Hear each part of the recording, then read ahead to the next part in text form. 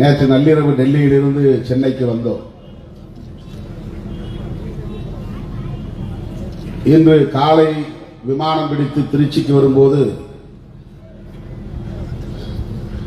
மாலை 9 மணிக்கு நான் மீண்டும் விமானம் பிடித்து சென்னைக்கு செல்ல வேண்டும். அதற்கேற்ப தோழர்கள் ஒத்துழைக்க வேண்டும் என்று கேட்டுக்கொண்டேன். சென்னைக்கு செல்வதற்காகவும் விமானம் பதிவு செய்யப்பட்டிருக்கிறது. நாளை காலை நான் பெங்களூரிலே முக்கியமான நிகழ்வில் பங்கேற்க வேண்டும். ஒருவேளை அந்த விமானத்தை பிடிக்க இயலாவிட்டால் 10:30 மணிக்கு பெங்களூர் விமானத்தை பிடிக்க வேண்டும் என்று 2 விமானங்களும் பதிவு செய்யப்பட்டும் 2ஐயும் பிடிக்க முடியாத நிலையில் உங்கள் முன்னிலையில் நான் நின்று கொண்டிருக்கிறேன். 8 மணிக்கு எப்படி நிகழ்வையும் முடிக்க முடியும்? எவ்வளவோ தோழர்கள் பேச வேண்டும். இருந்தாலும் பொறுப்பாளர்கள், பேரவையை சார்ந்த பொறுப்பாளர்கள் பேசித்தான் ஆக வேண்டும், இந்த சிறப்பெல்லாம் செய்துதான் ஆக வேண்டும் என்கிற நிலையில் நேரம் கடந்துவிட்டது. இப்போது நான் அதிகாலை விமானம் பிடித்து சென்னைக்கு செல்ல வேண்டும் அல்லது நேரடியாக பெங்களூர் செல்ல வேண்டும்.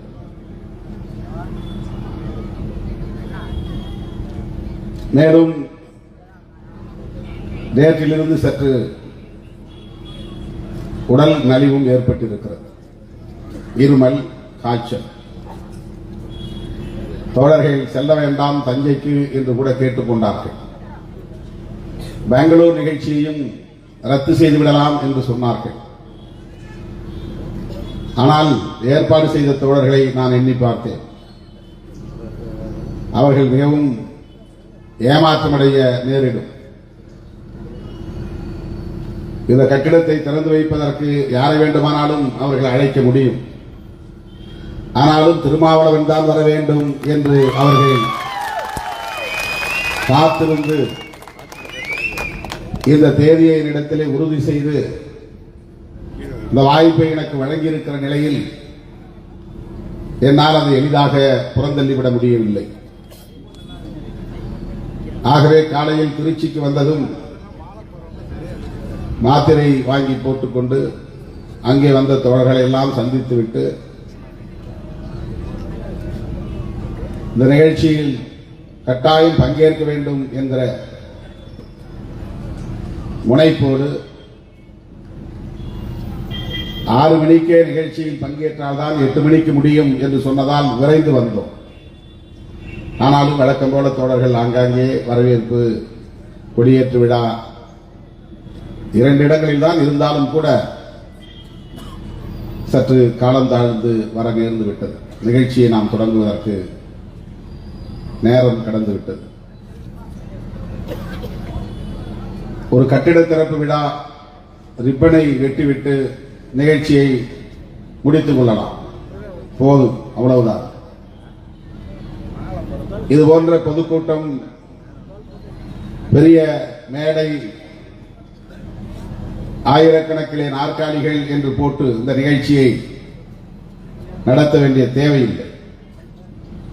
ஆனால் வருகிற வாய்ப்பை பயன்படுத்திக் கொள்ள வேண்டும் என்கிற அடிப்படையில் ஆதித்தமிழர் பாதுகாப்பு பேரவையை சார்ந்த தோழர்கள் இதை எளிதாக முடித்துக் கொள்ளாமல் ஒரு விழாவாக நடத்திக் கொண்டிருப்பது பாராட்டுதலுக்குரியது. உங்களிடையே பேசுகிற ஒரு வாய்ப்பை எனக்கு ஏற்படுத்தி தந்ததற்காக நான் நன்றி சொல்ல கடமைப்பட்டிருக்கிறேன்.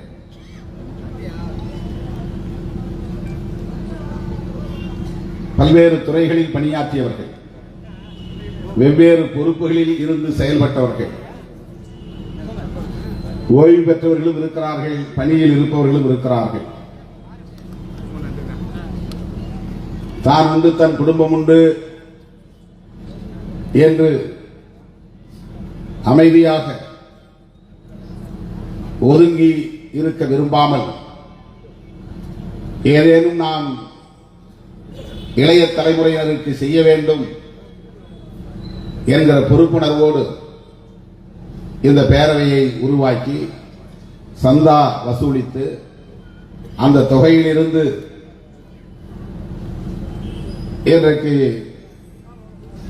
ஒரு அடுக்கு மாடிதான் என்றாலும் கூட கம்பீரமான ஒரு மாளிகையை இந்த தஞ்சை சாலையிலே, மறியல் பகுதியிலே, நாஞ்சிக்கோட்டையிலே எழுப்பியிருப்பது அதற்கு முன்னால் புரட்சியாளர் அம்பேத்கரின் திருவுருவச் சிலையை நிறுவியிருப்பது பாராட்டுதலுக்குரியது. அதற்காக பேரவையை சார்ந்த அனைவரையும் நான் நெஞ்சார பாராட்டுகிறேன், வாழ்த்துகிறேன். அந்த சிலையை கூட அப்புறப்படுத்த காவல்துறை முயற்சித்தது. வேறெங்காவது கொண்டு போய் வையுங்கள் என்று சொன்னார்கள். தகவல் கிடைத்ததும் நான் அதிகாரிகளிடத்திலே பேசினேன். சாலைக்கு இடையூறாக இருக்குமானால் சற்று தள்ளி வைத்துக் கொள்வார்கள், அந்த கட்டிடத்தின் முகப்பிலேயே அது இருக்கட்டும், அதுதான் கட்டிடத்திற்கும் சிறப்பு, அதனால் எந்த பாதிப்பும் பொதுமக்களுக்கு ஏற்படாது, எனவே இடையூறு செய்ய வேண்டாம் என்று நான் அதிகாரிகளிடத்தில் கேட்டுக்கொண்டேன். இந்த நேரத்தில் நான் காவல்துறை மற்றும் வருவாய்த்துறை அதிகாரிகளுக்கும் நன்றி சொல்ல கடமைப்பட்டிருக்கிறேன். புரட்சியாளர் அம்பேத்கருக்கு ஒவ்வொரு நாளும் சிலைகள் திறக்கப்படுகின்றன, படங்கள் திறக்கப்படுகின்றன. உலகில் வேறு எந்த தலைவருக்கும் இந்த சிறப்பு கிடையாது. அதுவும் உழைக்கிற மக்கள் அதை செய்து கொண்டிருக்கிறார்கள். போது நாம் பேசிக் கொண்டிருக்கிற போதே இந்தியாவில் ஏதாவது ஒரு பகுதியிலே புரட்சியாளர் அம்பேத்கரின் சிலை திறக்கப்பட்டிருக்கலாம், படம் திறக்கப்பட்டிருக்கலாம், அல்லது அவர் பெயரிலே ஒரு விழா நடந்து கொண்டிருக்கலாம். இப்படி ஒரு சிறப்பு உலகில் வேறு எந்த தலைவருக்கும் இல்லை. தேசப்பிதா மகாத்மா காந்தியடிகளுக்கு கூட அரசுதான் அவருடைய பிறந்த நாளையும் நினைவு நாளையும் கொண்டாடி கொண்டிருக்கிறது, கடைபிடித்துக் கொண்டிருக்கிறது. காங்கிரஸ் கட்சியை சார்ந்த தொண்டர்கள் கடைபிடிக்கிறார்கள். ஆனால் கட்சி சார்பற்ற முறையிலே அரசு கண்டுகொள்ளாமல் புறக்கணித்தாலும் பரந்துபட்ட அளவிலே வெகுமக்களால் கொண்டாடப்படுகிற ஒரு தலைவர் புரட்சியாளர் அம்பேத்கர் அவர்கள். அவருடைய பிறந்த நாளை இந்தியாவில் மட்டும் நாம் கொண்டாடி கொண்டிருக்கிறோம் என்று யாரும் எண்ணிவிடக் கூடாது. அதுவும் இந்தியாவில் இருக்கிற ஒடுக்கப்பட்ட இந்த மக்கள் மட்டும்தான் கொண்டாடி கொண்டிருக்கிறார்கள் என்று யாரும் கருதிவிடக் கூடாது. ஐநா பேரவையிலே அவருடைய 125வது பிறந்த நாள் கொண்டாட பெற்றது. ஐநா பேரவையிலே யாரும் தலித்துகள் கிடையாது. அங்கே இத்தாலியிலே அவருக்கு சிலை வைக்கப்பட்டிருக்கிறது. ஆஸ்திரேலியாவிலே அவருக்கு சிலை எழுப்பப்பட்டிருக்கிறது. இங்கிலாந்திலே ஒரு பல்கலைக்கழகத்தில் அவருடைய திருவுருவ படம் பொறிக்கப்பட்டிருக்கிறது. அந்த நூலகத்தை அதிகம் பயன்படுத்திய ஞானிகள், அறிவாளர்கள், பேரறிவாளர்கள் 2 பேர். ஒருவர் மாமேதை கார்ல் மார்க்ஸ், இன்னொருவர் புரட்சியாளர் அம்பேத்கர் என்கிற அடிப்படையில் அவருக்கு திருவுருவ படத்தை திறந்து வைத்து சிறப்பித்திருக்கிறார்கள். இன்றைக்கு இந்தியாவிலும் நிலைமை மாறி வருகிறது. எந்த அம்பேத்கர் அவர்களை எழிசாதியில் பிறந்தவர் என்று சொல்லி குடை சாய்த்து விட்டார்களோ, தீட்டுப்பட்டு விட்டது என்று சொல்லி வண்டியில் இருந்து குப்புற சாய்த்து விட்டார்களோ, அந்த புரட்சியாளர் அம்பேத்கருக்கு இன்றைக்கு வரிந்து கட்டிக்கொண்டு சிறப்பு செய்கிற காட்சிகளை நாம் பார்க்கிறோம். அவருடைய நினைவிடம் பல கோடி ரூபாய் செலவழித்து புதுப்பிக்கப்பட்டிருக்கிறது. அவர் இங்கிலாந்திலே சென்று கல்வி பயின்ற போது எந்த அறையிலே தங்கியிருந்தார் என்பதை கண்டுபிடித்து அந்த வீட்டையே விலைக்கு வாங்கி அம்பேத்கர் பெயரை சூட்டி அதை இன்றைக்கு உலக மக்கள் போய் பார்க்கிற ஒரு சுற்றுலா தலமாக ஆக்கியிருக்கிறது இந்த அரசு, இந்திய ஒன்றிய அரசு. அவர் எப்போதோ இங்கிலாந்திலே போய் படித்தார். அப்போது அவர் தங்கியிருந்த வீடு எது என்று கண்டுபிடித்து அந்த வீட்டை மொத்தமாக விலைக்கு வாங்கி அந்த வீட்டுக்கு அம்பேத்கர் படித்த இல்லம் என்று பெயர் வைத்து இன்றைக்கு உலகத்தின் எந்த மூலையிலிருந்து யார் இங்கிலாந்துக்கு போனாலும் அம்பேத்கர் படித்த வீடு எங்கே இருக்கிறது என்று தேடி போய் பார்க்கிற ஒரு சிறப்பை செய்திருக்கிறார்கள். உலகில் எந்த தலைவருக்கும் இந்த சிறப்பு ஏற்பட்டதில்லை. அவருடைய 125வது நாளை முன்னிட்டு தெலுங்கானா மாநிலத்தில் அந்த மாநில முதல் அமைச்சர் கே சந்திரசேகர ராவ் 125 அடி உயரத்தில் அம்பேத்கருக்கு வெண்கல சிலையை திறப்போம் என்று உறுதியளித்தார். இந்தியாவிலேயே இன்றைக்கு 125 அடி உயரத்தில் விண்முட்ட உயர்ந்து நிற்கிற சிலையை புரட்சியாளர் அம்பேத்கருக்கு நிறுவியிருக்கிறார்கள். தெலுங்கானாவில் மட்டுமல்ல, ஆந்திர பிரதேசத்திலும் சந்திரபாபு நாயுடு அவர்கள் முதல்வராக இருந்த போதே அறிவிப்பு செய்து இன்றைக்கு ஜெகன்மோகன் ரெட்டி முதல்வராக இருக்கிற நிலையில் அது கட்டி முடிக்கப்படும் நிலையில் இருக்கிறது. சிலையை விரைவில் திறக்கப் போகிறார்கள். 125 அடி உயரத்தில் வெண்கல திருவுருவச் சிலைகள் தெலுங்கானா ஹைதராபாத்திலும் ஆந்திர பிரதேசம் விஜயவாடாவிலும் நிறுவப்பட்டிருக்கிறது என்பது இந்திய அரசியலில் ஏற்பட்டிருக்கிற தலைகீழ் மாற்றம். அவருடைய வரலாற்றை மூடி மறைக்க பார்த்தார்கள். அவரை வரலாற்றில் இருந்து புறந்தள்ள பார்த்தார்கள். அவரை ஒரு பொருட்டாக மதிக்காத நிலை இருந்தது. ஆனால் காலம் எல்லாவற்றையும் தலைகீழாக புரட்டி போட்டுவிட்டது. நெருப்பை பொட்டலம் கட்ட முடியுமா என்பார்கள். அதை போல புரட்சியாளர் அம்பேத்கரை வரலாற்றில் இருந்து மறைக்க முடியுமா? முடியாது. இந்திய பிரதமராக விபி சிங் அவர்கள் பொறுப்பேற்றிருந்த காலத்தில் அவருடைய நூல்கள் அனைத்து மொழிகளிலும், இந்திய மொழிகள் அனைத்திலும் பதிப்பித்து வெளியிடப்படும் என்கிற அறிவிப்பை செய்தார். இந்தியாவில் எத்தனையோ மகான்கள், எத்தனையோ மேதைகள் தோன்றியிருந்தாலும் கூட வேறு எவருக்கும் இல்லாத சிறப்பு புரட்சியாளர் அம்பேத்கருக்கு இருந்தது. அவருடைய பேச்சும் எழுத்தும் தான் இந்தியாவில் உள்ள எல்லா மொழிகளிலும் மொழியாக்கம் செய்யப்பட்டிருக்கிறது.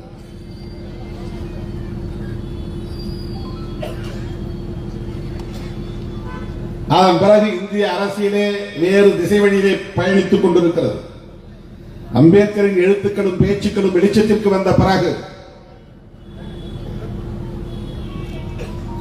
இன்றைக்கு ஜனநாயகத்தின் மீது நம்பிக்கையுள்ள யாவரும், அனைவரும் அவருடைய சிந்தனைகளை படிக்க தொடங்கி இருக்கிறார்கள். சாதி மதம் என்கிற வரம்புகளை கடந்து அவருடைய சிந்தனைகளை படிக்க தொடங்குகிறார்கள். இன்றைக்கு நாடாளுமன்றத்திலே மக்களவையாக இருந்தாலும் மாநிலங்களவையாக இருந்தாலும் குறைந்தது 5 முறையாவது 10 முறையாவது பாபா சாஹேப் அம்பேத்கர் என்று பெயரை உச்சரிக்காமல் அந்த அவையில் வெளியேறுவதில்லை. தலைவர்கள் பேசுகிறது, எந்த மசோதாவில் பேசினாலும், எந்த விவாதத்தில் பேசினாலும் அவர்களுக்கு அம்பேத்கர் துணைக்கு தேவைப்படுகிறார்.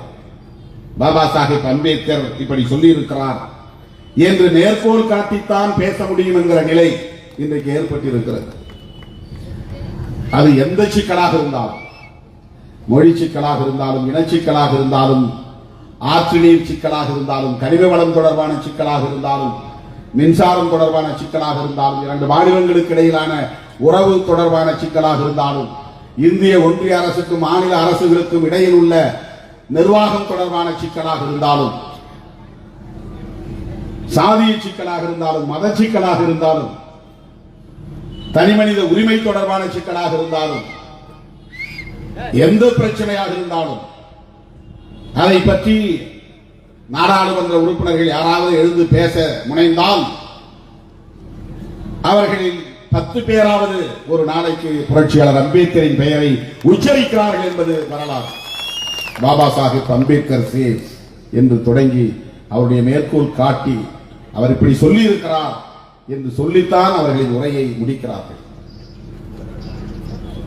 பொருளியல் தளத்தில் இருக்கிற விஞ்ஞானிகள், ஞானிகள், பொருளாதார சிந்தனையாளர்கள், இந்தியாவிலே நோபல் பரிசு பெற்ற அமர்த்தியா சென் உங்களுக்கு தெரியும்.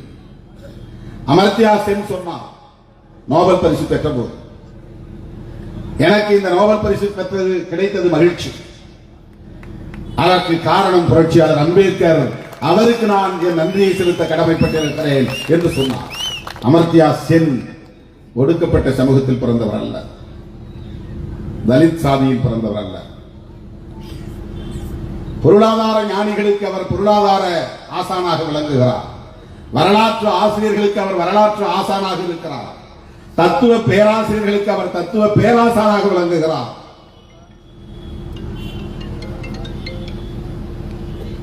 இப்படி சொல்லிக்கொண்டே போகலாம். இப்படி ஒரு ஆளுமை உலகில் இந்த சமகாலத்தில் இதுவரை தோன்றவில்லை என்பதுதான் வரலாற்று உண்மை. இந்தியாவுக்கும் பாகிஸ்தானுக்குமான பிரச்சனை குறித்து தொடக்கத்திலேயே இது இப்படி வெடிக்கும் என்று யூகித்தவர் புரட்சியாளர் அம்பேத்கர். பாகிஸ்தான் பிரிவதற்கு முன்பே பாகிஸ்தான் பிரிவினை என்று ஒரு நூலை எழுதினார். இந்தியாவில் எந்த தலைவரும் அதை யூகிக்கவில்லை. தாமோதர் பள்ளத்தாக்கு சம்பந்தமான மின் திட்டம் குறித்து ஜவஹர்லால் நேரு அவர்கள் காலத்திலே அடிக்கல் நாட்டப்பட்டது. பெரிய பெரிய அணைகளை கட்டி நீரை தேக்கம் செய்து பாசனத்திற்கு மட்டுமல்ல மின்சாரம் உற்பத்தி செய்வதற்கும் பயன்படுத்தலாம் என்கிற ஆலோசனையை வழங்கியவர் புரட்சியாளர் அம்பேத்கர் அவர்கள். அவர் அந்த துறையில் இன்றைக்கும் பேசப்படக்கூடிய ஒரு மாமனிதராக இருக்கிறார். இப்படி சொல்லிக்கொண்டே போகலாம்.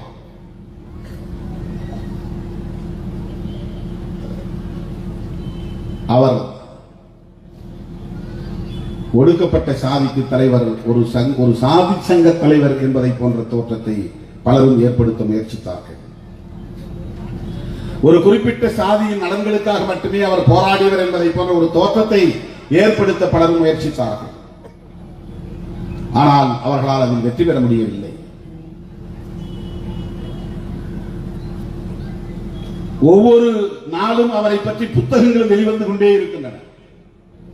புதிய புதிய கோணத்தில் அவரை பற்றிய ஆய்வுகள் வெளிவந்து கொண்டே இருக்கின்றன. அதுவே வியப்பை தருகிறது. ஒரு நபரை பற்றி எவ்வளவு புத்தகங்கள் தான் எழுத முடியும்? அவர் எழுதிய புத்தகங்கள் வேறு, அவரை பற்றி எழுதுகிற புத்தகங்கள் நூற்றுக்கணக்கிலே ஆயிரக்கணக்கிலே வந்து கொண்டே இருக்கின்றன. பல்கலைக்கழக மாணவர்கள் அவரை பற்றி ஆய்வு செய்து கொண்டே இருக்கிறார்கள். இந்தியாவில் இருக்கிற இந்த சமூக அமைப்பை பற்றி தெரிந்து கொள்ள வேண்டுமானால் புரட்சியாளர் அம்பேத்கர் எழுதிய இந்தியாவில் சாதிகள் என்கிற நூல் தான் அதற்கு ஒரே தரம், ஒரே ஆதாரம். சாதியை ஏன் ஒழிக்க வேண்டும், அதை பற்றி அறிந்து கொள்ள வேண்டுமானால் அவர் எழுதிய அனிகிலேஷன் ஆஃப் காஸ்ட் என்கிற சாதி ஒழிப்பு நூல். இந்தியாவில் எத்தனையோ தலைவர்கள் தோன்றினார்கள், யாரும் சாதியை ஒழிக்க வேண்டும் என்று சிந்திக்கவில்லை, சாதி ஒழிப்பை பற்றி பேசவே. பண்டித ஜவஹர்லால் நேரு அவர்கள் மிகப்பெரிய ஞானிதான். உலக சரித்திரம் போன்ற நூல்களை எழுதியவர். புரட்சியாளர் அம்பேத்கருக்கு முன்பு எத்தனையோ மகாத்மாக்கள் தோன்றினார்கள், மகான்கள் தோன்றினார்கள். ஆனால் யாரும் இந்த சமூகத்தில் இவ்வளவு பெரிய பாகுபாடுகள் இருக்கின்றன, பிறப்பின் அடிப்படையிலே உயர்வு தாழ்வுகள் இருக்கின்றன, உழைக்கிற மக்கள் இழிவுபடுத்தப்படுகிறார்கள், இவர்களின் உழைப்பு சுரண்டப்படுகிறது, காலம் காலமாக இவர்கள் அடிமைத்தனத்தில் ஊறி கிடக்கிறார்கள், இவர்களை மீட்பதற்கு என்ன வழி என்று யாரும் யோசிக்கவில்லை. எல்லாம் ஆண்டவனின் விதி என்று கடந்து போனார்கள். இது ஏன் அக்ரஹாரம் தனியாக இருக்கிறது, ஊர் தெரு ஏன் தனியாக இருக்கிறது, சேரி ஏன் தனியாக இருக்கிறது, இவர்கள் எல்லோரும் மக்கள் தானே, மனிதர்கள் தானே என்று யாரும் சிந்திக்கவில்லை. இதை சிந்தித்த ஒரே தலைவர் புரட்சியாளர் அம்பேத்கர் அவர்கள்தான்.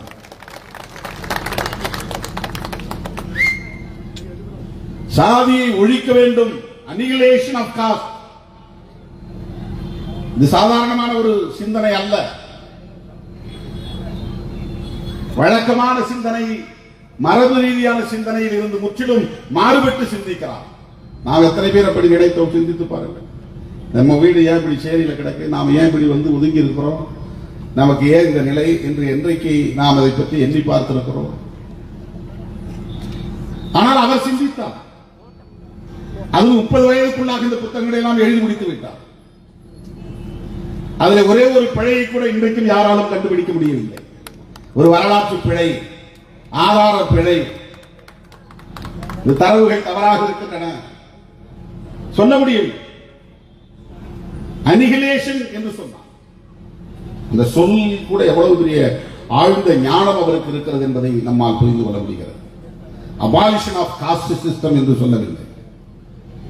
அபாலிஷன் என்றால் கூட அழிக்கிறது, அழித்தொழித்தல் தான். அழித்தல் தான்.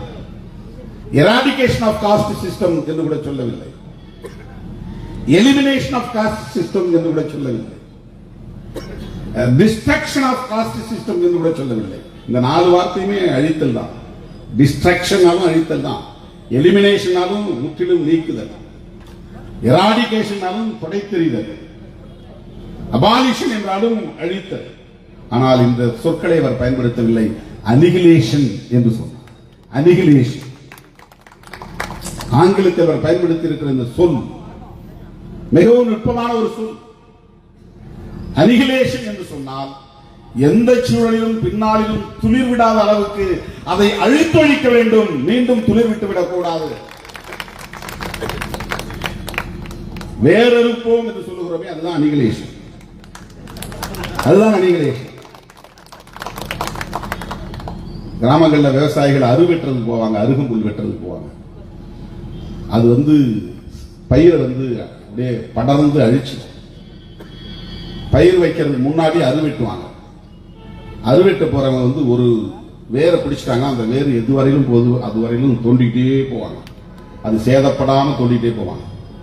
சுற்றி வெட்டுவாங்க. ஒரு சின்ன வேரை எடுக்கிறதுக்காக சுற்றிலும் வெட்டி அகலமா வெட்டி அதனுடைய வேர் முனை கூட அந்த மண்ணிலே தேங்கி விடாத அளவுக்கு பார்த்து அதை எடுத்து வெளியே போடுவார்கள். ஏன்னா ஒரு சின்ன துளி அருவிலே அங்கு மண்ணில் கீழே கிடந்தாலும் அது மறுபடியும் உயிர்ப்பித்து துளிர் விட்டு அந்த காட்டு முழுக்க வயல் முழுக்க அது பரவி. அந்த மாதிரி ஒரு துளி கூட சிந்தக்கூடாது, தப்பிவிடக்கூடாது, பிழைத்து விடக்கூடாது, துளிர் விட்டு விடக்கூடாது என்கிற அளவுக்கு அதை அழித்தொழிக்க வேண்டும். எதை? காஸ்ட் சிஸ்டத்தை, சாதிய கட்டமைப்பை என்று சொன்னவர் தான் புரட்சியாளர் அம்பேத்கர். ஏன் அழிக்கணும்? இன்னைக்கு நிறைய பேர் கேட்கறான், ஏன் அழிக்கணும்? அவங்கவுங்க செய்யற வேலை அவங்கவுங்க செய்யுங்க. அப்படி சொல்றவன் யார்? இந்த சமூக கட்டமைப்பால் பாதுகாப்பும் பராமரிப்பும் கிடைக்கக்கூடிய வாய்ப்பை பெற்றவன் தான் சொல்லுகிறான். இந்த சமூக அமைப்பால் மரியாதை கிடைக்கிறது என்று கருதுகிறவன் தான் அதை சொல்லுகிறான். உழைக்கிற மக்களின், அடிநிலையில் கிடந்து உழலுகிற மக்களின், தலைமுறை தலைமுறையாய் உழைப்பு சுரண்டப்பட்டு கொடுமைகளுக்கு ஆளாக்கப்பட்டு கிடக்கிற மக்களின் உணர்வுகள் அதை ஏற்காது. சாதியை அழித்தொழிக்க வேண்டும் என்பதுதான் அவர்களின் எண்ணம். அந்த சிந்தனையை இந்த மண்ணில் விதைத்தவர் புரட்சியாளர் அம்பேத்கர்.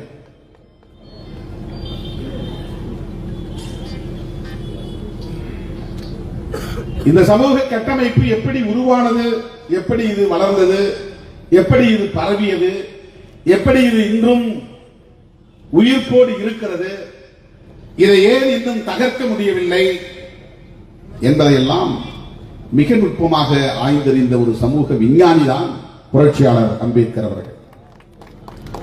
ரொம்ப வியப்பாக இருக்கும். அவருடைய எழுத்துக்களை, இது தொடர்பான எழுத்துக்களை படித்தால் நமக்கே வியப்பாக இருக்கும். அவர் கண்டறிந்து சொன்ன சொல்தான் சனாதனம் என்பது. சனாதனம்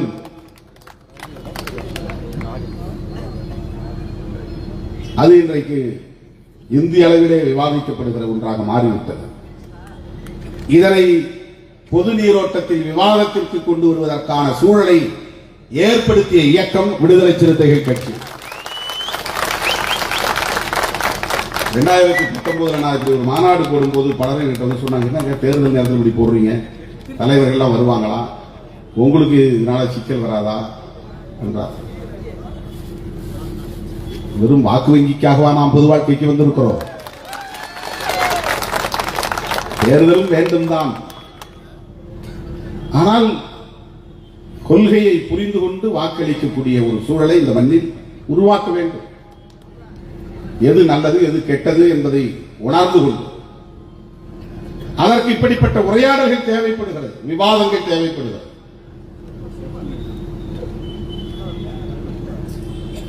இதை பற்றி அறிந்து கொள்வதற்காகவே புரட்சியாளர் அம்பேத்கர் அவர்கள் சமஸ்கிருதத்தை கற்றுக்கொண்டார், சான்ஸ்கிரிட் படித்தார்.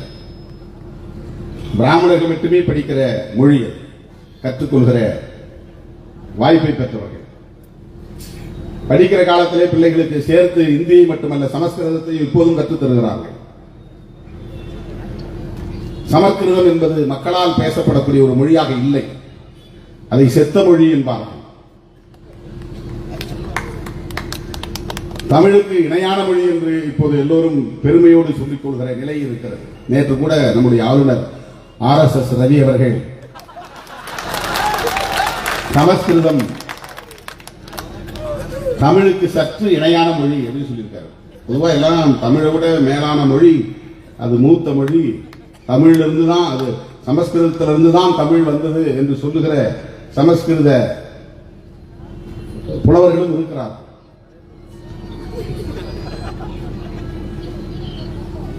பாலி மொழி என்று ஒரு மொழி இருந்தது, இப்போது யாரும் அதை பேசுவதில்லை. பௌத்த மதத்தை பின்பற்றக்கூடியவர்கள் பின்பற்றிய மொழி, பேசிய மொழி. ஏன் கௌதம புத்தரே அந்த மொழியில் தான் பேசினார், எழுதினார் என்று நம்பப்படுகிறது. அவருடைய எழுத்துக்கள் அல்லது அவருடைய சிந்தனைகள் அந்த மொழியில் தான் பதிப்பிக்கப்பட்டன. அந்த மொழிகள் காணாமல் போய்விட்டன. சமஸ்கிருதம் இன்றைக்கும் புதுப்பிக்கப்பட வேண்டும், உயிர்ப்பிக்கப்பட வேண்டும், அதை பாதுகாக்க வேண்டும், பராமரிக்க வேண்டும், வளர்த்தெடுக்க வேண்டும் என்று இன்றைக்கு ஆளுவோர் துடிக்கிறார்கள். சமஸ்கிருத மொழியில் சமாதானம் என்றால் நிலையானது என்று வேறொன்று. காலத்தால் வரையறை செய்ய முடியாத ஒன்று. இந்த வருஷம் தான் இது தோன்றியதுன்னு சொல்ல முடியாது. அதுக்கு பேர் ஆங்கிலத்தில் தி எட்டர்னல் அப்படின்னு சொல்றாங்க. அதுதான் சமஸ்கிருத மொழியில சனாதன தர்மா. தர்மாங்கிறது சமஸ்கிருத மொழி, தம்மா என்பது பாலி மொழி, அறம் என்பது தமிழ் மொழி. இந்த தர்மா தம்மா என்பது தமிழ்ல அறம்னு பேர். தர்மம்ங்கிறதும் தமிழ் கிடையாது, தம்மம்ங்கிறதும் தமிழ் கிடையாது. தர்மம் தலை காப்புங்கிறாங்கல்ல, இந்த தர்மம்ங்கிறது தமிழ் சொல் இல்லை, அது சமஸ்கிருத சொல். சனாதன தர்மா என்றால் அழியாத, நிலையான, தொடக்கமில்லாத ஒரு அறம் அல்லது கோட்பாடு என்று பொருள்.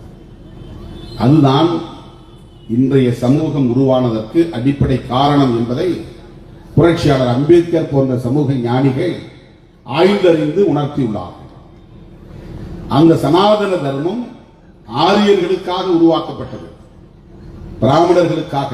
இன்றைக்கு பிராமணர் நான் சொல்றேன் பாருங்க, இவர்களுக்காக அவர்களே உருவாக்கி கொண்டது. அவர்களுக்கு ஒரு மதம் இருந்தது, அது இந்து மதம் இல்லை. பிராமணர்களுக்கு ஒரு மதம் இருந்தது, அது இந்து மதம் இல்லை. அந்த மதத்திற்கு பெயர் வேத மதம் என்று, வேதிக் ரிலீஜன் என்று, வைதீக மதம் என்று. வேதம் என்ன சொல்லுகிறதோ அதை அப்படியே பின்பற்றுவது அவர்களின் கடமை. ரிக், யஜூர், சாமம், அதர்வணம் என்று 4 வகையான வேதங்கள் இருக்கின்றன. இந்த 4 வேதங்களையும் சமஸ்கிருதம் படித்து கற்று தேர்ந்தவர் புரட்சியாளர் அம்பேத்கர் அவர்கள். அவர் மராத்தி மொழியில படிச்சு அல்லது இங்கிலீஷ்ல படிச்சு தெரியல, இந்த வேதங்களை படிக்கிறது சமஸ்கிருதம் கத்துக்கிட்டார். சமஸ்கிருதத்தை கத்துக்கிட்டு வேதத்தை படிக்கிறார். நேரடியா என்ன சொல்லியிருக்கிறாங்க, வேதங்களை விளக்கி அதன் பிறகு எழுதப்பட்ட புராணங்கள், இதிகாசங்கள் நிறைய கட்டுக்கதைகளை கொண்டிருக்கின்றன என்பது அவர்களே சொல்லுகிற உண்மை. ஆரிய சமாஜம் என்கிற ஒரு அமைப்பை உருவாக்கிய தயானந்த சரஸ்வதி சுவாமிகள், அவர் பிராமணர் தான், அவரே சொல்லுகிறார். என்ன சொல்லுகிறார் என்றால், வேதத்தை மட்டும் நம்புங்கள், வேதத்தின் அடிப்படையில் எழுதப்பட்ட எந்த இதிகாசங்களையும் நம்பாதீர்கள், புராண கதைகளையும் நம்பாதீர்கள் என்று தயானந்த சரஸ்வதியே சொல்லுகிறார். ராமாயணத்தை படிக்காதீர்கள், மகாபாரதத்தை படிக்காதீர்கள், அதில் சொல்லப்படுகிற கதைகளை நம்பாதீர்கள். இதை சொன்னது பெரியார் இல்லை, பிராமண சமூகத்தில் பிறந்த தயானந்த சரஸ்வதி சொன்னார். இதை சொன்னது அம்பேத்கர் இல்லை, தயானந்த சரஸ்வதி சொன்னார். அவரே சொன்னார், விக்கிரக வழிபாடு கூடாது, சிலைதான் வச்சு கும்பிடாதீங்க. இது பிராமணா பிறந்த தயானந்த சரஸ்வதி சொன்னது. விக்கிரக வழிபாடு கூடாது, சிலை வச்சு சிலை வணக்கமே கூடாதுன்னு சொன்னவர். புராணங்களையும் இதிகாசங்களையும் மொத்தமாக நீங்கள் புறக்கணிக்க வேண்டும் என்று தயானந்த சரஸ்வதி ஏன் சொன்னார் என்றால், அவர் தன்னுடைய வரலாற்றில் அவர் சொன்னதா பதிவு செஞ்சிருக்கிறாங்க. அவர் தனக்கான குருவை தேடி காடுகளுக்கு அலைகிறார். ஒருவர், இருவர், 3 பேர், 4 பேர் என்று பார்த்துட்டு யாரோடும் அவருக்கு திருப்தி ஏற்படாமல் கடைசியாக ஒருத்தரை அவர் சந்திக்கிறார். அவர் பெயர் விரஜானந்தர் பேர். விரஜானந்தர் அவருக்கு 2 கண்ணும் தெரியாது, வயது 80 வயது. அவரை தன்னுடைய குருவாக அவரை ஏற்றுக்கொள்கிறார். விரஜானந்தர் எல்லாவற்றையும் கற்று கொடுத்த பிறகு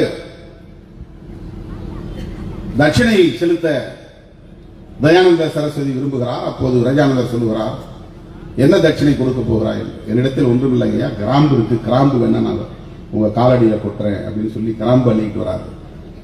அப்ப எனக்கு நீ எதுவும் தர வேண்டாம், எனக்கு ஒரு வாக்குறுதி கொடு என்று கேட்கிறார். என்ன வாக்குறுதி? நீ என்னுடைய மாணாக்கர், நீ என்ன செய்ய வேண்டும் என்றால், வேதம் தவிர்த்து வேறு எந்த புராணங்களையும் மக்களிடத்தில் பரப்பக்கூடாது, இதிகாசங்களை பரப்பக்கூடாது, விக்கிரக வழிபாட்டை வலியுறுத்தக்கூடாது.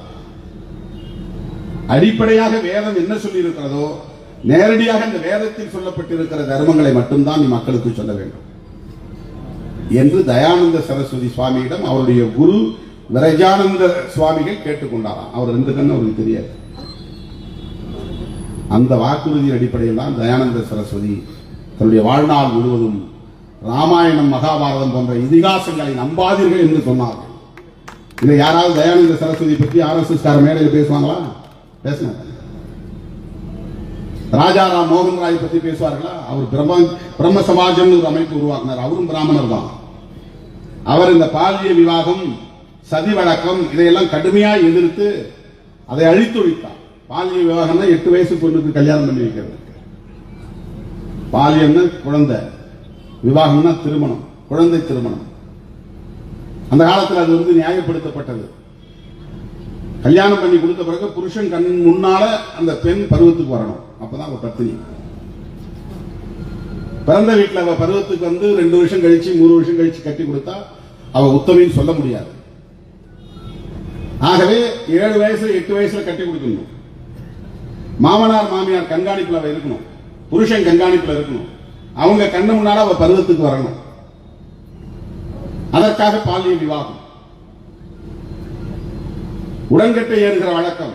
கணவன் செத்த பிறகு நீ உயிரோடு இருந்தால் கணவனுக்கு துரோகம் இழைப்பாய். இது பற்றி ஒரு பெரிய ஆய்வை செய்திருக்கிறார் புரட்சியாளர் அம்பேத்கர் அவர்கள்.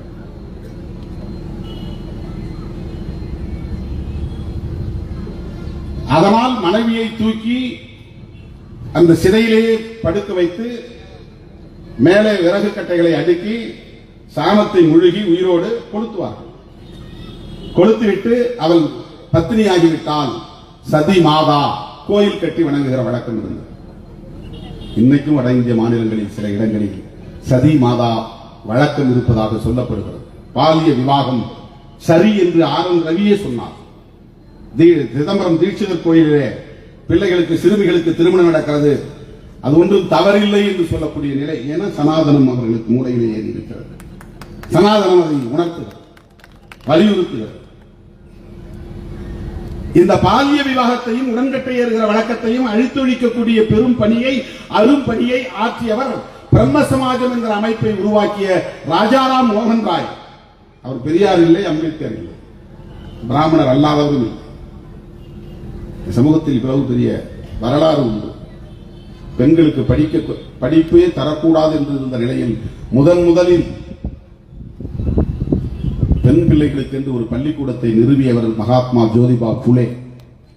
அவருடைய மனைவி அன்னை சாவித்திரி பாய் புலே. அதுக்காக அந்த அம்மாவை அடிச்சாங்க, கல்லால் எடுத்து அடிச்சாங்க, நரகளை எடுத்து மேல போட்டாங்க, சாணியை எடுத்து அடிச்சாங்க. பொட்ட பிள்ளைங்களுக்கு என்ன நீ பாடம் சொல்லி கொடுக்குறேன்? இதுதான் சனாதனம். பெண்களை ஒடுக்கி வைத்தார்கள். 4 வரையறை சனாதனத்திற்கு. 1, பிறப்பின் அடிப்படையில் உயர்வு தாழ்வு. அவன் பிறந்ததனால், ஆணாய் பிறந்ததனால் உயர்ந்தவன், பெண்ணாய் பிறந்ததனால் அவன் தாழ்ந்தவன். பிறப்பின் அடிப்படையில் உயர்வு தாழ்வு. ஆண் பெண் பாகுபாடு. பிராமணர், சத்திரியர், வைசியர், சூத்திரர் என்கிற வர்ண பாகுபாடு. அந்த ஒவ்வொரு வர்ணத்துக்குள்ளும் ஆயிரக்கணக்கான சாதிகள். பார்ப்பன சமூகத்தில் வர்ணத்துக்குள்ளேயே பல சாதிகள் இருக்கின்றன. அந்த சாதிகளுக்கு இடையிலேயே தீண்டாமை இருக்கு, பாகுபாடு இருக்கு. பாகுபாடு தான் தீண்டாமை. எல்லா பார்ப்பனர்களும் சமம் கிடையாது. எல்லா பார்ப்பனர்களும் அண்ணன் தம்பியாகவோ மாமன் மச்சானாகவோ உறவாடுவதில்லை. சகோதரத்துவம் கிடையாது. விரும்பிய நேரத்தில் ஒரு பார்ப்பனர் இன்னொரு பார்ப்பனரோடு திருமணம் செய்து கொள்ள முடியாது. ஒரே சாதிக்குள்ளேயே, பார்ப்பன சாதிக்குள்ளேயே குலம் கோத்திரம் பார்த்துதான் திருமணம் செய்ய முடியும். இப்படிப்பட்ட இந்த பாகுபாடு, பிறப்பின் அடிப்படையில் உயர்வு தாழ்வு என்னும் பாகுபாடு. இரண்டாவது, தீட்டு என்கிற கொள்கை. உலகத்தில் வேறு எந்த மதத்திலும் இல்லாத கிரைட்டீரியா, இதெல்லாம் வரையறைகள். நீங்க பிறப்பின் அடிப்படையில் உயர்வு தாழ்வு உலகத்தில் எந்த மதத்திலுமே கிடையாது. ஏன் இந்த மதத்தை விமர்சிக்கிறாங்கிறது இது ஒரு அடிப்படையான காரணம். நீங்க முஸ்லீம் மதத்தை விமர்சிக்கிறீங்களா, கிறிஸ்துவ மதத்தை விமர்சிக்கிறீங்களா அப்படின்னு சில பேர் கேள்வி கேட்கிறாங்க. அந்த மதங்கள்ல பிறப்பின் அடிப்படையில் உயர்வு தாழ்வு என்பது கிடையாது. பிராமணர், சத்திரியர், வைசியர், சூத்திரர் என்கிற பாகுபாடு கிடையாது. அக்ரஹாரம், ஊர், தெரு, சேரி, குப்பம் என்று வாழிடங்கள் கிடையாது. பிறப்பின் அடிப்படையில் உயர்வு தாழ்வு கிடையாது. இரண்டாவது, தீட்டு என்கிற கொள்கை. தீட்டு என்பது 3 வகையான தீட்டு இருக்கு. தீண்டாமைங்கிறது ஒண்ணு, அண்டாமைங்கிறது ஒண்ணு, காணாமைங்கிறது. பார்த்தாலே தீட்டு. ஒருத்தன் பகல்ல நடந்தா அவங்க யாராவது ஒரு மேல்சாதிகாரம் பார்த்துட்டு அவங்க தீட்டுப்பட்டு ஓடி குளிக்கணும். அப்படி நாகர்கோவில் பகுதியிலே திருவிதாங்கூர் மகாராஜாவுடைய கட்டுப்பாட்டில் இருந்த இன்றைய கன்னியாகுமரி மாவட்டத்திலே குதிரைவண்ணான் என்கிற சமூகத்தை சார்ந்தவர்கள் வீதியிலே பகலில் நடமாடினால் யாராவது பார்த்து விட்டால் பார்த்தவர்களுக்கு தீட்டுப்பட்டு விடும். காணாமை.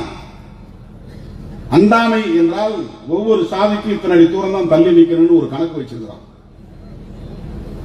நம்பூதிரி ஒருத்தர் பார்க்கணும்னா ஈழவர், நாயர் நம்பூதிரியை பார்க்கணும். நாயர் எவ்வளவு தூரம் தள்ளி நிற்கணும், தள்ளி கிட்ட நெருங்கி வந்துட்டா நம்பூதிரிக்கு தீட்டுப்பட்டுரும்.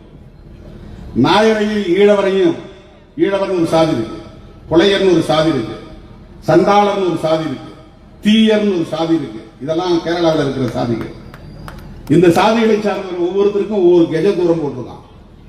தீயபாடுன்னு ஒரு இடம். அது என்னன்னா தீயர்கள் நின்று பேசுற இடம். அந்த புள்ளியை தாண்டி முன்னால வரக்கூடாது. வந்துட்டா எதிரில் நிக்கிறவங்க தீட்டுப்பட்டு 400 கெஜ தூரம், 500 கெஜ தூரம், 600 கெஜ தூரம்.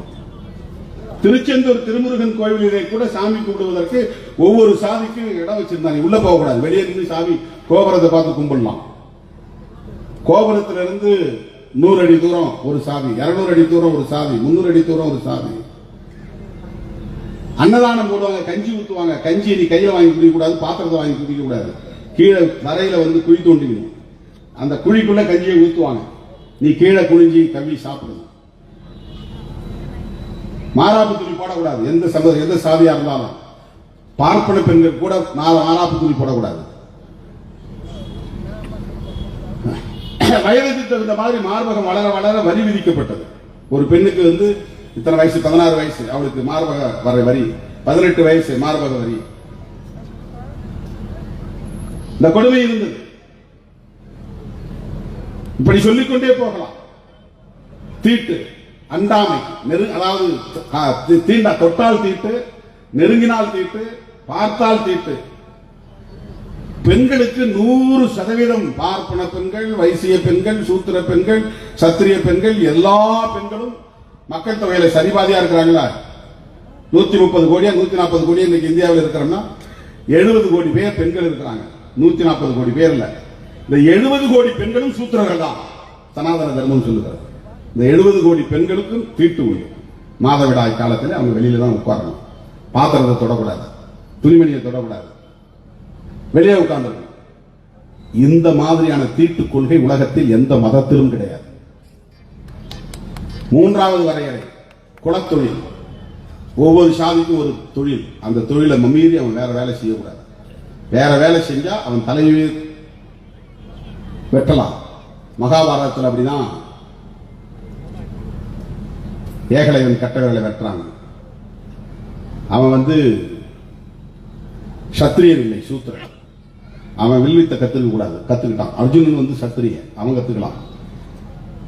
ஏகலைவன் வந்து சூத்திரன், அவன் வில்லு வித்த கத்துக்கிட்டது தப்புன்னு துரோணாச்சாரி கூப்பிட்டு அவன் 2 கட்டளையை வெட்டிடுறான் குலத்தொழிலை மீறினதுக்காக. இதே தஞ்சாவூர் பக்கத்துல மேல அடிக்கலன்னு கட்டவரில் வெட்டினாங்கல்ல, தப்பு அடிக்கலன்னு.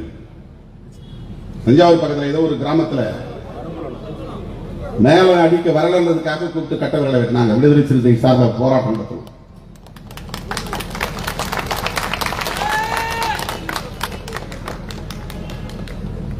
ராமாயணத்துல சம்புகனை போய் ராமனே கொலை பண்றான். ராமனே போறான் நேரடியா, தவம் இருக்கிறான்னு சொல்லிட்டு போய் ஒரு பார்ப்பனர் சொல்றான், என் புள்ள செத்து போனதுக்கு அவன் தான் காரணம், குலத்தொழிலை மீறிட்டான்னு சொல்லிட்டு. நேரடியா வனத்துக்கு போய் தேடி பார்த்தா சம்புகங்கிறவன் தலைகீழ கிளையில தொங்கிக்கிட்டே தவம் இருந்திருக்கிறான். யாரா என்ன குலம் கேட்ட உடனே அவன் சூத்திரன் சொல்லியிருக்கிறான். சூத்திரன் வந்து தவம் இருக்கக்கூடாது, நீ குல தர்மத்தை மீறிட்ட, ஒரே போடு, தலைய துண்டாடிட்டார் ராமன். விசாரணை எல்லாம் கிடையாது, அங்கேயே தீர்ப்பு. ராமாயணமும் குலத்தொழிலை மீறக்கூடாதுங்கிறது, மகாபாரதமும் குலத்தொழிலை மீறக்கூடாதுங்கிறது. இந்த குலத்தொழிலை மீறக்கூடாது என்பது சனாதன தர்மம். 4வது, சாதிக்குள் சாதி திருமணம் செய்ய வேண்டும், அகமணமுறை, அதை மீறவே கூடாது. இன்னைய வரையிலும் கொஞ்சம் கூட நெகிழ்வு கொடுக்காமல், இப்ப எல்லாத்தையும் கொஞ்சம் கொஞ்சம் நெகிழ்வுத்தன்மை ஏற்பட்டுருச்சு இந்த 3 விஷயங்கள். ஆனால் சாதிக்குள் சாதி திருமணம் செய்வது என்பது இந்தியா முழுவதும் ஒரே மாதிரி இருக்கிறது. அதுல லேசா ஒருத்தர் 2 பேர் மீறினா ஹானர் கில்லிங், ஆணவ கொலை, அடிச்சு காலி பண்ண, நம்ம வீட்டு பிள்ளை அவன் எடுத்துட்டு போயிட்டான். இதை பரப்புறதுக்கே சில பேர் கட்சி தலைவர்களே இருக்கிறாங்க. விடாத, பார்த்துக்க, போட்டு தள்ளு. ஆனா அவங்க பெரியாருக்கு சிலை திறப்பாங்க, அம்பேத்கருக்கு சிலை திறப்பாங்க, மார்க்சிஸ்ட் சிலை திறப்பாங்க. ஆணவ கொலை இந்த 4 வேறு எந்த மதத்திலும் கிடையாது. பாகுபாடுகள் இருக்கு, மேல கீழே இருக்கு, சண்டை போட்டுக்கிறான், சச்சரவு போட்டுக்கிறான், முரண்பாடுகள் இருக்கு, வன்முறை நடக்குது, கலவரம் நடக்குது, அதெல்லாமே எல்லா மதத்திலும் இருக்கும். மூட நம்பிக்கைகள் கூட இருக்கும், அது வேறு. ஆனா இந்த 4 பரப்பின் அடிப்படையில் உயர்வு தாழ்வு, தீட்டு, குலத்தொழில் மீறக்கூடாது, அகமணமுறை, இவற்றையெல்லாம் ஆய்ந்தறிந்து இந்த சமூகம் இப்படி சிதறி கிடப்பதற்கு, முரண்பட்டு கிடப்பதற்கு, மோதிக்கொள்வதற்கு, ஒரு குறிப்பிட்ட வர்ணத்தை சார்ந்தவர்கள் மட்டுமே தொடர்ந்து கோலோச்சுவதற்கு, சொகுசாக வாழ்வதற்கு, சுகபோகமாக வாழ்வதற்கு இந்த தர்மம் தான் இடம் கொடுக்கிறது. கொஞ்சம் யோசிச்சு பாருங்க. உன்ன மாதிரி விறகு வெட்டுறாங்களா, களை பறிக்கிறாங்களா, கரும்பு சோள கழிக்கிறாங்களா, மூட்டை தூக்குறாங்களா, வரப்பு வெட்டுறாங்களா, சேத்துல நிக்கிறாங்களா, நடவு நடுறாங்களா? உடல் உழைப்பு எதுவுமே இல்லாம எப்படி பருப்பு நெய்யும் சாப்பிட முடிகிறது? எந்த உடல் உழைப்புமே இல்லை, அதுவும் தலைமுறை தலைமுறையாக சாப்பிட முடியும். எவ்வளவு பெரிய பாதுகாப்பை அவர்களுக்கு உருவாக்கி தந்திருக்கிறது. 500 குடும்பம் தலித் குடும்பம் இருந்தா கூட அந்த வீட்டை பூந்து அடிச்சு தீ வச்சு கொடுத்தான்.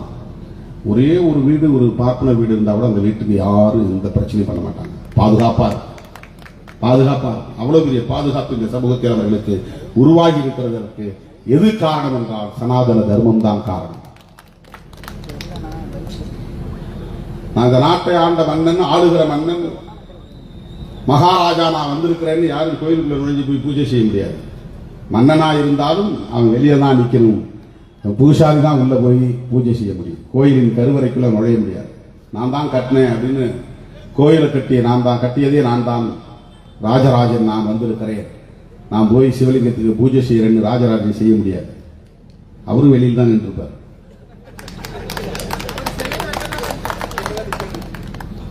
சிலையே வெளியே தான் இருக்கு. மன்னர்களே அதற்கு உடன்பட்டார்கள் என்பதுதான். அந்த அளவுக்கு ஒரு சமூகத்திற்கு, ஒரு வருடத்திற்கு, ஒரு குறிப்பிட்ட சாதியினருக்கு இந்த சமூகம் அவ்வளவு பெரிய பாதுகாப்பை தருகிறது. இன்னைக்கு நாடாளுமன்றத்தில் வந்து நாம பேசுற மேடைகளில் பேசுற பேச்சு நாடாளுமன்றத்தில் ஒழிச்சு எனக்கு அப்படியே அவ்வளவு புலகாங்கிதமா இருந்தது. காங்கிரஸ் கட்சியுடைய தலைவர், இளம் தலைவர் ராகுல் காந்தி எழுந்து முழக்கமிட்டார். மகளிர் மசோதாவை விட்டுட்டார். ஒன்னு சொன்னார், நீங்க எல்லாம் ஓபிசி தானே, இந்த பாராளுமன்றத்தில் இந்த ஒன்றிய அரசாங்கத்தில் இத்தனை செயலாளர்கள் இருக்கிறாங்க, 90 பேர் இருக்கிறாங்க. அவ்வளவு பேரும் ஃபார்வர்ட் கம்யூனிட்டிஸ், ஓபிசி இல்ல. 10 பேரோ 12 பேரோ தான் இருக்கிறாங்க. ஏன் நூற்றுக்கணக்கான பேர் இருக்கிறார்களே, இவர்களில் அவ்வளவு பேரும் எப்படி ஒரே குறிப்பிட்ட சாதியை சார்ந்தவர் மட்டும் வர முடிந்தது உயர் பதவிக்கு செயலாளர்களாக? இந்த கேள்வி எப்போதே எழுப்பியிருக்க வேண்டும், இப்போது எழுப்பப்படுகிறது. ஓபிசி லீடர்ஸ் யாரும் அதை பேசுறது இல்ல. திருமாவளவன் எங்கேயா கொடி போட்டுனா போய் புடிங்கி போட்டு வாடாங்க. உச்ச நீதிமன்ற நீதிபதிகள் சமூகத்துக்கு இல்லையேன்னு போய் கேட்கறது கிடையாது. ஏன் என் சமூகத்துக்கு உச்ச நீதிமன்ற நீதிபதிகள் இல்லையே, எவனோ பிடிக்கிட்டு போறான். உயர் நீதிமன்ற நீதிபதிகள் ஒரு ஆள் கூட இல்லையே, அது வேணும் அப்படின்னு கேட்கறது இல்லை. இவனுக்கு நம்ம குடியேற்றது தான் இவனுக்கு பிரச்சனை. எப்படி இருக்கு பாருங்க மைண்ட் செட், எங்க பாக்குறான் பாருங்க. இது சனாதனத்தினுடைய விளைச்சல். எப்படி அவன் டைவர்ட் பண்ணிருக்கான் பாருங்க. இவன் யாரு மேலே இவன் கோபப்படணும், யாருக்கு எதிராக இவன் போராட்டம் நடத்தணும் யோசிச்சு பாருங்க. இந்த மண்டல் கமிஷன் பரிந்துரை வந்த போது எதிர்த்தது பிராமணர்கள் எதிர்த்தாங்க, யாரும் தலித் எதிர்க்கல, இந்தியாவிலேயே எதிர்க்கல.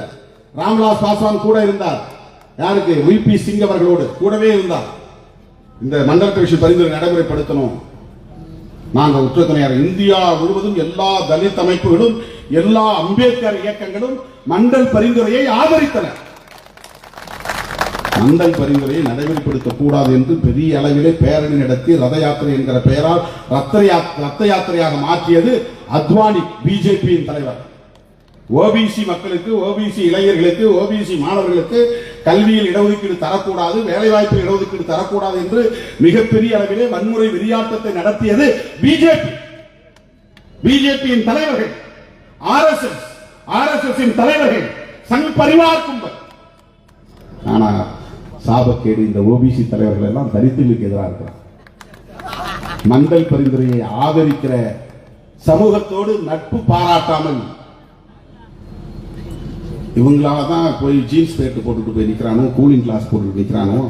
இதுதான் நாட்டுக்கு பிரச்சனை.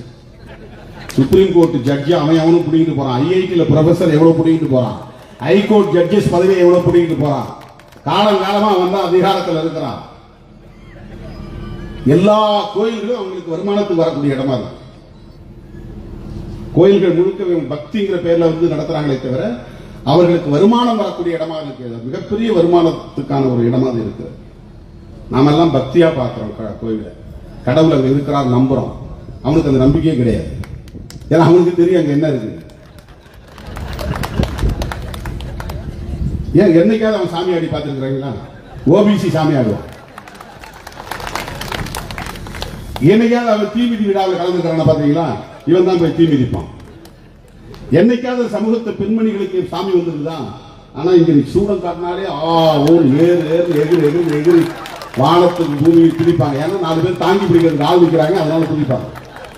எப்படி ஆளை பிடிச்சுவாங்க, கீழே விட விட மாட்டாங்க அப்படின்னு அவங்களுக்கு தெரியும்.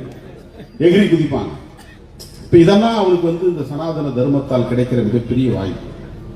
இப்படிப்பட்ட நிலையில் இருந்து இந்த சமூகத்தை மீட்க வேண்டும் என்று போராடியவர் தான் புரட்சியாளர் அம்பேத்கர் அவர்களும் தந்தை பெரியார் அவர்களும். அந்த மாமனிதர்களின் கொள்கை வழியில் தான் நாம் இயங்கிக் கொண்டிருக்கிறோம், போராடி கொண்டிருக்கிறோம்,